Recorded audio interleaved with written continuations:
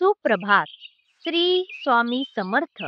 स्वागत आहे तुमचं आजच्या राशी भविष्यामध्ये. चला तर मग सुरुवात करूया आजच्या या राशी भविष्याला. जाणून घेऊया काय सांगते तुमची राशी आणि कसा असणार आहे तुमचा आजचा दिवस. चला तर सुरुवात करूया आजच्या सुंदर विचाराने. इतरांच्या दुःखात कधीही आनंद शोधू नका, कारण नियती फारच विचित्र असते. जेव्हा तुम्ही दुसऱ्याच्या वेदनेत असता तेव्हा देव तीच वेदना तुमच्यासाठी तयार ठेवत असतो. वेळ कधीच एका ठिकाणी थांबत नाही. आज परिस्थिती कठीण असेल, पण उद्या नक्कीच नवीन आशा घेऊन येईल. फक्त एकच करा, निस्वार्थपणे कर्म करत राहा, कारण आपल्या हातात आहे तेवढंच खरं. माणूस नेहमी आपल्या नशिबाला दोष देत बसतो, पण हे विसरतो की नशिबापेक्षा मोठं असतं त्याचं कर्म, जे त्याच्या स्वतःच्या हातात असतं.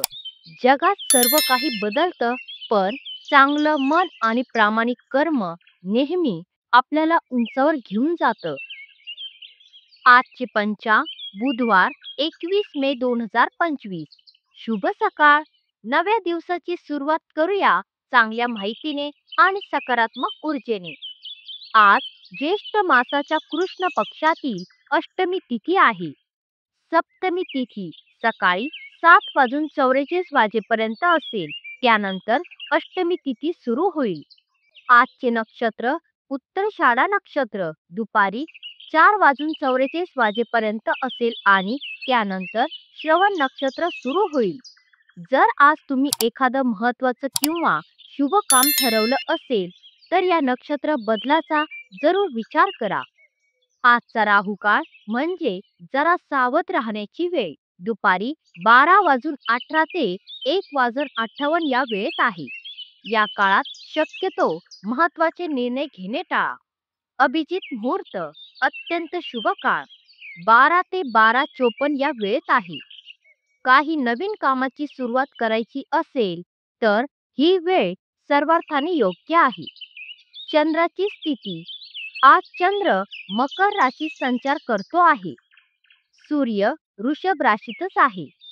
आजचा दिवस धैर्य, संयम आणि चांगल्या विचारांनी भरलेला जाओ. प्रत्येक क्षणात सकारात्मकता आणि आनंद लाभो, हीच आपुलकीची शुभेच्छा.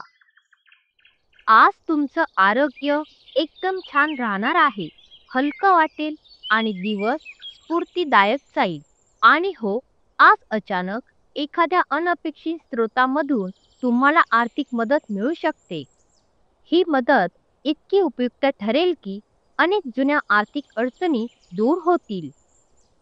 आजच्या दिवशी एक गोष्ट लक्षात ठेवा, खाजगी गोष्टी आणि वैयक्तिक माहिती कोणालाही सहजपणे सांगू नका. काही गोष्टी मनात ठेवणं हे शहाणपणाचं ठरतं. प्रेमाच्या बाबतीत आज थोडं सावध राहा. भावनांनी भरून जाऊ कुणावरही आंधळेपणानं विश्वास ठेवणं टाळा, नाहीतर नंतर मन दुखावू शकतं. नवीन कामं किंवा खर्चाची यादी आजसाठी बाजूला ठेवा. वेळ योग्य आला की सगळं होईल. विद्यार्थ्यांसाठी विशेष सल्ला.